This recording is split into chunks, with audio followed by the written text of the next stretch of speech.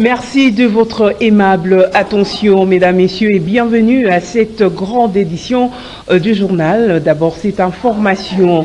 La première ministre Judith Souminois a réuni son gouvernement ce mardi 4 juin 2024 à l'immeuble du gouvernement. L'équipe Souminois est attendue à l'Assemblée nationale dans un bref délai pour présenter son programme et solliciter la confiance des élus du peuple pour son investiture. Il s'agit d'une réunion de prise de contact avant permettre à la chef du gouvernement de mettre la dernière touche sur son programme et établir le lien entre membres du gouvernement avant le grand oral de l'Assemblée nationale. Gisèle Etoko pour plus de détails. L'équipe gouvernementale dévoilée le 29 juin dernier s'est retrouvée pour la toute première fois autour de la première ministre Judith Souminois Toulouka. Cette rencontre qui s'est tenue à l'immeuble du gouvernement en début d'après-midi a duré moins d'une heure, question d'aller vite à l'essentiel. La chef du gouvernement, qui est déjà prête avec son programme depuis plusieurs jours, voulait à travers cette rencontre mettre l'ensemble de son équipe au pas, avant la présentation devant la représentation nationale du dit programme, afin de solliciter l'approbation des élus du peuple. En effet, l'article 90, alinéa 4 et 5 de la Constitution du 18 février 2006 dispose qu'avant d'entrer en fonction, le Premier ministre présente à l'Assemblée nationale le programme du gouvernement. Lorsque ce programme est approuvé à la majorité absolue des membres qui composent l'Assemblée nationale, celle-ci investit le gouvernement. C'était une première réunion de prise de contact depuis la sortie du gouvernement, comme il est des coutumes. Une réunion informelle où la première ministre a eu l'occasion de saluer et de féliciter les membres du gouvernement qui ont été désignés, qui ont donc reçu la confiance du président de la République et sa confiance pour discuter cette fois-ci de ce que nous devons faire en attendant l'investiture. Et donc, la Première ministre nous a présenté les grands axes du programme du gouvernement, qui, vous savez, a été calqué sur le modèle des 6 engagements que le président de la République a présenté au peuple congolais durant sa campagne. Elle a présenté les principes directeurs qui ont pour point central, justement, comment nous réglons rapidement le problème de la sécurité dans l'Est et comment nous réglons le problème social de population congolaise. Elle nous a fait part des entretiens qu'elle a eu à ses propos vendredi dernier avec le président de l'Assemblée nationale. Elle avait dit au président de l'Assemblée nationale qu'elle pouvait être prête autour du 10 ou du 11 juin avec la copie du programme du gouvernement qui doit faire l'objet des débats à l'Assemblée nationale. Et justement, en parlant de cela, il y a une copie qui sera transmise à chaque membre du gouvernement qui a pris part à cette réunion pour avoir très rapidement les éléments d'enrichissement qui permettront au gouvernement d'étoffer ses programmes et de les soumettre à l'approbation des députés nationaux. L'urgence pour la première ministre, c'est de nous mettre très rapidement au travail. Elle a recommandé aux membres du gouvernement d'observer un certain nombre de règles. C'est peut-être pas l'occasion de revenir dessus, mais elle a beaucoup insisté sur la nécessité pour nous de travailler en équipe. Première femme à la tête de l'exécutif dans l'histoire du pays, Judith Souminois Toulouka est déterminée à apporter rapidement des réponses aux attentes que le peuple a fondées en elle. Voilà pourquoi elle tenait à avoir une équipe composée des compétences avérées dans plusieurs domaines de la vie nationale. Lundi dernier, le président de la République avait reçu le président de l'Assemblée nationale sur cette même question. Pour ces derniers, l'investiture du gouvernement souminois devait intervenir entre le 10 et le 11 juin prochain. Et puis sachez également, le chef de l'État, Félix-Antoine Tshisekedi Tshilombo, a successivement échangé lundi 3 juin 2024 avec le président de l'Assemblée nationale, Vital Kamerhe, et celui du bureau provisoire du Sénat, Pascal Kindwelo. Une visite qui s'inscrit dans le cadre de la collaboration entre institutions, a déclaré le président de la Chambre basse du Parlement au sortir de cette audience, tout en affirmant que l'investiture du gouvernement souminois interviendra entre le 10 et 11 juin prochain. Suivez. Récemment investi à la tête du bureau définitif de l'Assemblée nationale, Vital Kamerhe a été reçu le lundi par le président de la République, Félix-Antoine Tshisekedi. Le nouveau speaker de la Chambre basse du Parlement a présenté au chef de l'État sa vision du député national relouqué dans son estime et sa considération. Sans surprise, la question de l'investiture du gouvernement est largement revenue au cours de leur entretien. Face à la caméra, Vital Kamerhe ne balbutie pas, le gouvernement sera bien investi avant le 12 juin prochain. Et ça sera entre le 10 et le 11, ce n'est pas un secret, parce que nous devons d'abord recevoir Madame la Première ministre avec son programme, et celui-ci sera multiplié en 5 exemplaires que je remettrai à chaque député. Et selon les règlements de l'autorité, chaque député devra s'en imprégner pendant 48 heures. Donc je ne serai pas fait autrement. Donc Madame la Première ministre, qui nous suit à ce moment, si elle veut être investie le 10, elle va déposer le 8. Reconnaissant le mécontentement affiché par certains chefs des regroupements politiques de l'Union sacrée après la sortie du gouvernement, le président de l'Assemblée nationale en appelle à la retenue et à la priorisation de l'intérêt général.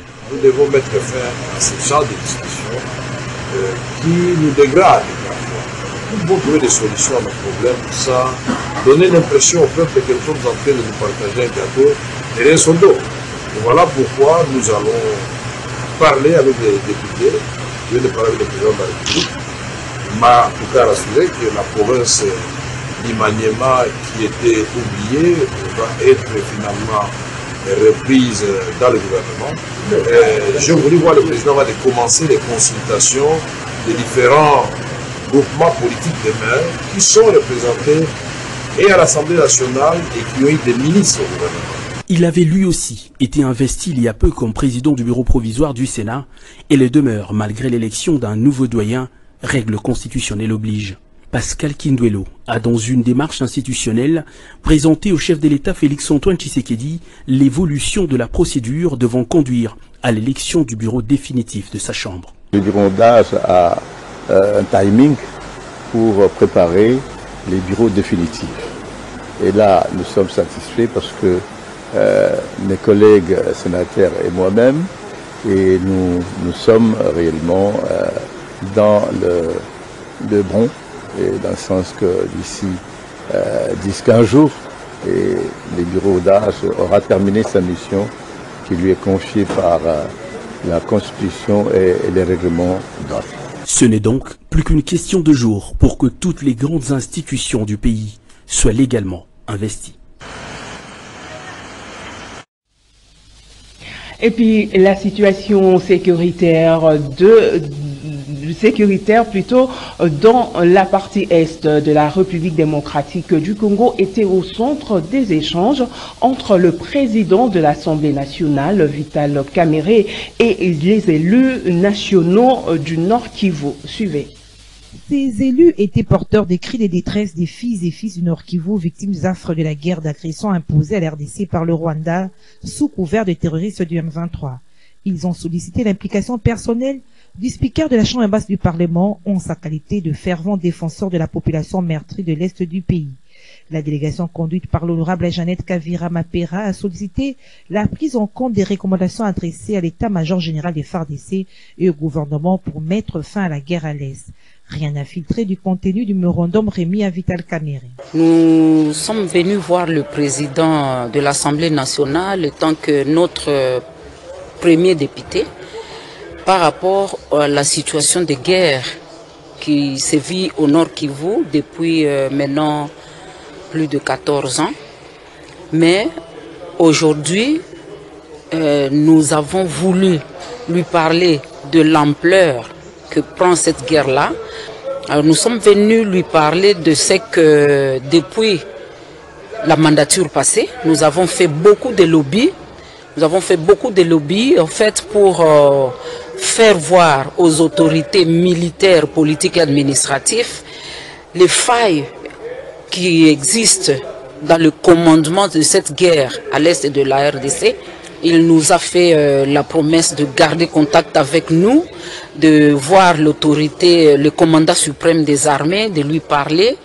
Et dans un bref délai, nous allons encore nous revoir avec lui. Prenant la parole, le président de l'Assemblée nationale, Vital Kamerhe, a appelé tous les honorables députés à un sens élevé du patriotisme et à mettre de côté leur ego afin de privilégier les intérêts du peuple.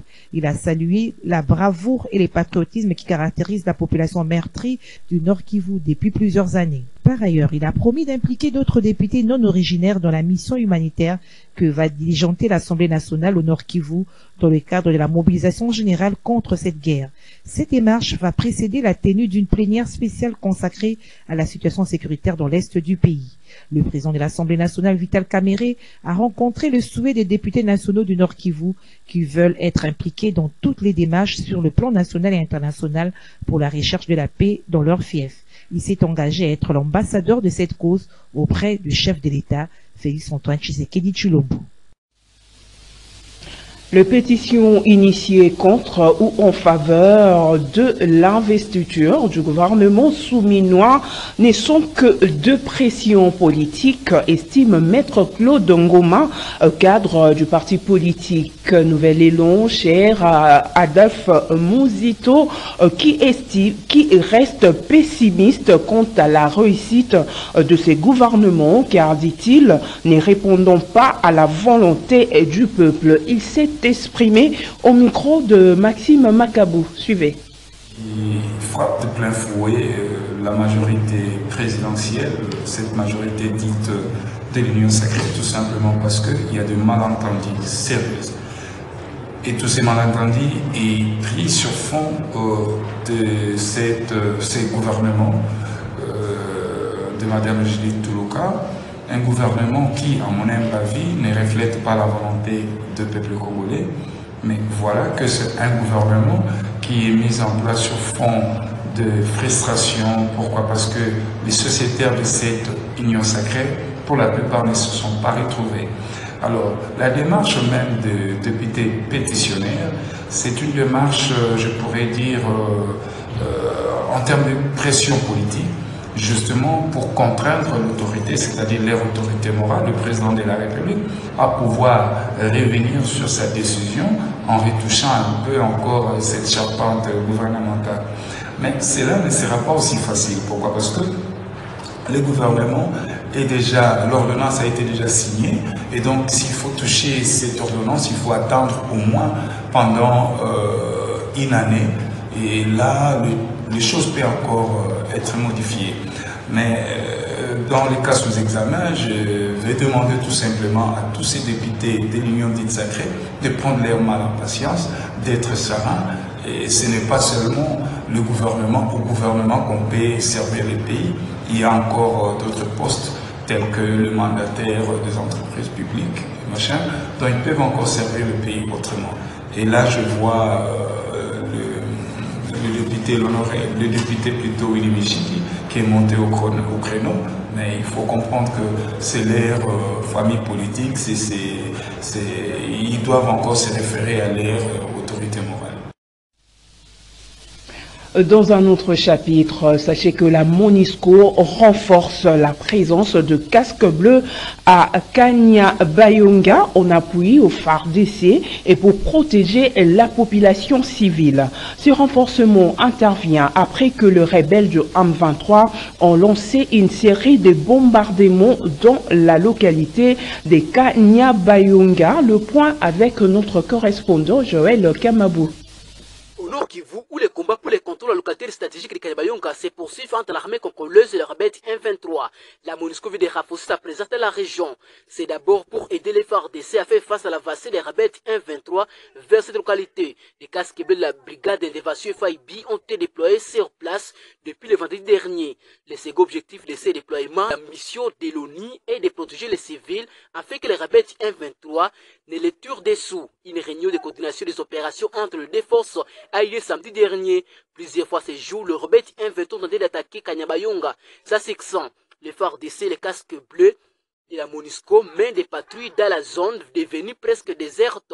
La quasi-totalité de la population a fui les combats. Cette semaine, dès les premières heures de l'offensive du M23, les casques bleus déjà sur place ont apporté assistance aux populations de Bogad, de Kilompo et Miranki afin de trouver refuge à Kanyabayonga, plus au nord vers la localité de Kirumba. Les forces onusiennes, en coordination avec les FARDC, ont ainsi sécurisé l'ordre humanitaire afin de non seulement permettre le passage des populations civiles vers des zones plus sûres, mais également de leur porter assistance en prodiguant des soins de santé aux plus nécessités. en prodiguant des souhaits de santé aux plus nécessités. À ce stade, le renforcement de la présence des casques bleus dans la localité de Kanyabayonga intervient dans le cadre strict de l'accomplissement de son mandat en protégeant les populations civiles et leur porter assistance. La précarité, la sécurité et humanitaire exigent un travail coordonné entre les différents acteurs sur place. Les casques bleus agissent ainsi des concernés avec le FARDC coordonnent leur action à travers des patrouilles conjointes montées et dépistées en vue de sécuriser et rassurer les populations de Kanyabayonga et les alentours. Et puis dans la province de la Chopo, les commandants de la 31e région militaire, le général-major Mujinga Timothée a au cours d'une parade appelé le militaire à l'esprit du patriotisme à ne pas céder à la distraction. Suivez.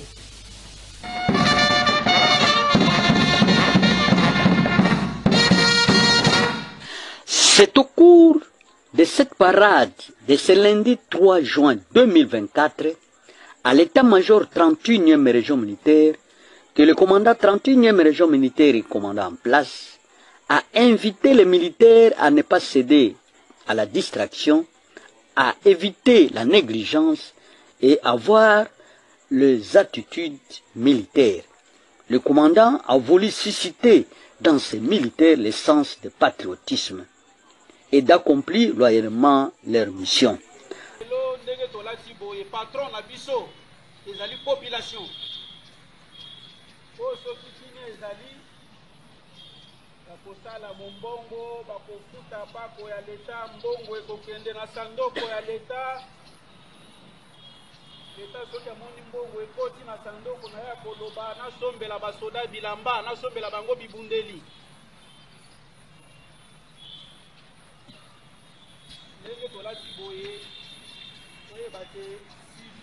Population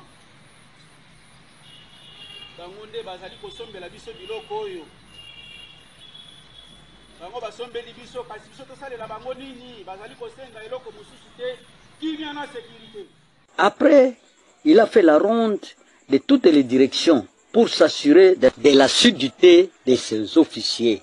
Il a clôturé cette visite au centre médical pour voir le niveau de la réhabilitation de ce centre médical de la 31e région militaire qui sera doté d'un dépôt pharmaceutique. Il était accompagné de son adjoint chargé de l'administration et logistique, Kisangani, colonel Kawaya Mnamapol.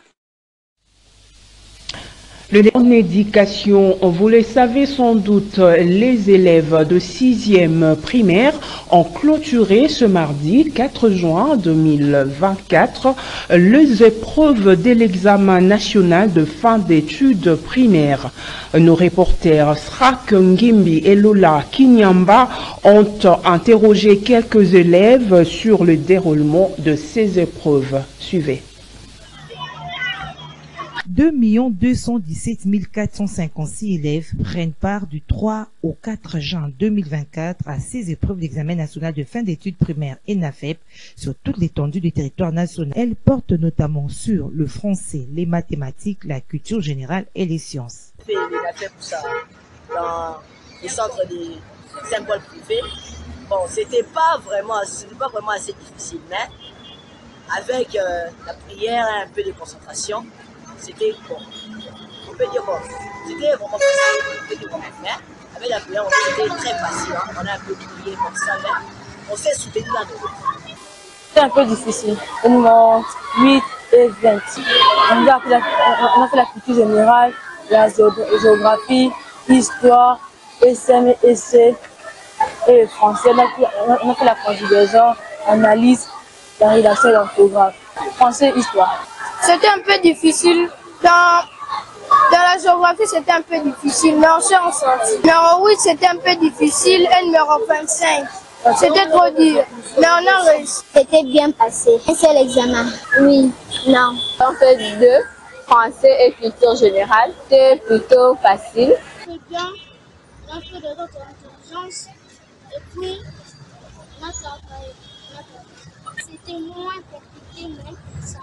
mars. L'édition 2024 de l'ENAFEP connaît une augmentation du nombre de participants, contrairement à celle de 2023 qui avait connu un effectif de 2 67 138 élèves, dont 998 529 filles. L'ENAFEP a pour but d'évaluer les acquis scolaires des élèves en ouvrant le port du cycle terminal de l'éducation de base à tous ceux qui arrivent à décrocher leur certificat de fin d'études primaires, un diplôme du système éducatif congolais.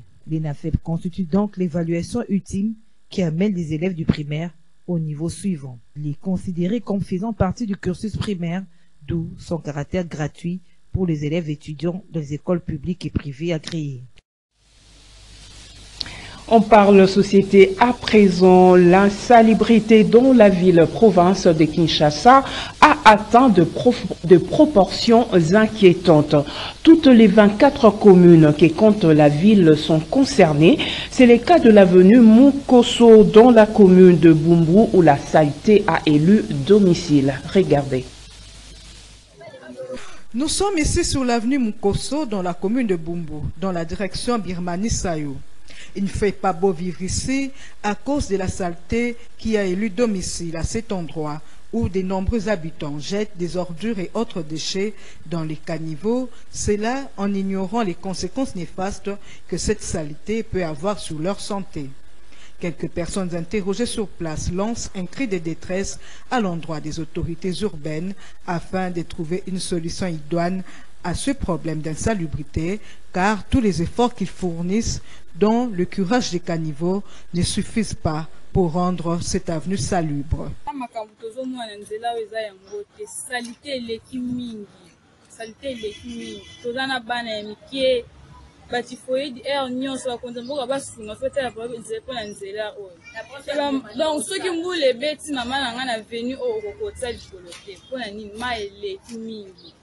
Soucia to batie na kwa na biso wana ekangi na numai donc biso batotika na sosa Birmanie boye tozo donc moi te sombule beti na bana bakonza mboka basunga biso vraiment basunga biso bakote basala pena nzela mboka boyo kila biso mawa tolembi pena fule komi epele batifoi toko kate bakonza mboka semso na boyo na zela kodonisa domo na venir za secte boyo donc semso na boyo ça va bela mingi batifoi. Il faut espérer que cet appel des habitants de cette partie de la commune de Bumbu sera entendu par les autorités municipales et urbaines pour leur permettre de vivre enfin dans un environnement sain et salubre. En dehors de nos frontières, avant de nous séparer, Claudia Sheinbaum, candidate de la gauche, a remporté l'élection présidentielle en obtenant entre 58 et 60% de voix selon l'institution nationale électorale. Elle est la première femme à être élue présidente du Mexique. Suivez. Ils étaient des milliers à l'attendre pour l'écouter, l'acclamer et la célébrer. Claudia Sheinbaum, candidate de la gauche et favorite des sondages, rentre dans l'histoire du Mexique. Ce n'est pas seulement moi qui arrive au pouvoir. Nous arrivons toutes, avec les héroïnes qui ont fait notre patrie, avec nos ancêtres, nos mères, nos filles et nos petites filles. Un résultat historique et paradoxal pour un pays qui compte plus d'une dizaine de féminicides par jour. La campagne présidentielle aura aussi été marquée par d'importantes violences. 2 personnes ont été tuées dans une attaque contre des bureaux de vote hier dans l'état de Puebla au centre du pays. Et au total, plus de 25 candidats ont été assassinés pendant cette période dans laquelle avaient lieu aussi des élections régionales. Claudia Sheinbaum sera confrontée également à un défi de taille, celui de la violence liée au narcotrafic qui mine le pays. Un bilan fait état de 450 000 morts et 100 000 disparus depuis 2006. La femme politique, âgée de 61 ans, était jusqu'à présent maire de Mexico, la capitale du pays. C'est une scientifique qui a obtenu un doctorat en ingénierie énergétique. Elle fait ensuite son entrée en politique aux côtés du président Andrés Manuel López Obrador, à qui elle va succéder et qui continue de la soutenir. Quelques minutes après son élection, Claudia Sheinbaum a très vite fait part de ses convictions pour la suite. Nous allons élargir l'accès aux droits du peuple mexicain, le droit à l'éducation, à la santé, au logement et à la culture. Elle prendra ses fonctions officielles le 1er octobre pour un mandat de 6 ans jusqu'en 2030. C'est la fin de cette grande édition du journal. Mesdames, Messieurs, merci de votre aimable attention. Je vous retrouve encore demain à 20 h avec ces mêmes plaisirs. Au revoir.